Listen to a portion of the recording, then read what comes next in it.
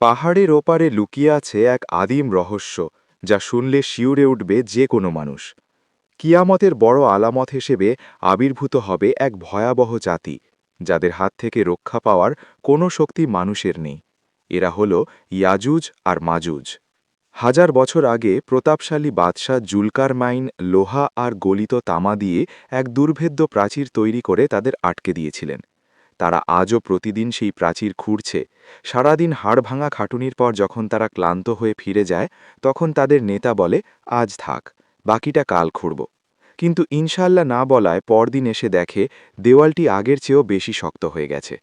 তবে কিয়ামতের ঠিক আগে যখন তারা ইনশাল্লাহ বলবে, তখনই চুরমার হয়ে যাবে সেই হাজার বছরের পুরনো লোহার প্রাচীর।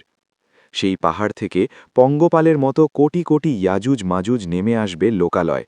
তাদের উন্মত্ত ধ্বংসলীলায় পৃথিবী হবে লণ্ডভণ্ড। পথে যা পাবে সব ধ্বংস করে দেবে তারা। তাদের সংখ্যা এত বিশাল হবে যে কোনো বড় হ্রদের পানি তারা এক চুমুকেই শুকিয়ে ফেলবে।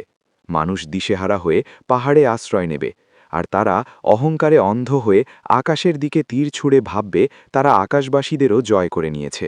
ঠিক তখনই মহান আল্লাহর নির্দেশে তাদের ধ্বংস করতে নেমে আসবে এক অলৌকিক মহামারী। তাদের প্রত্যেকের ঘাড়ে এক বিশেষ ধরনের বিষাক্ত পোকা সৃষ্টি হবে। সেই ক্ষুদ্র পোকার কামড়ে মাত্র এক রাতের ব্যবধানে কয়েকশো কোটি ইয়াজুজ মাজুজ মরে সাফ হয়ে যাবে।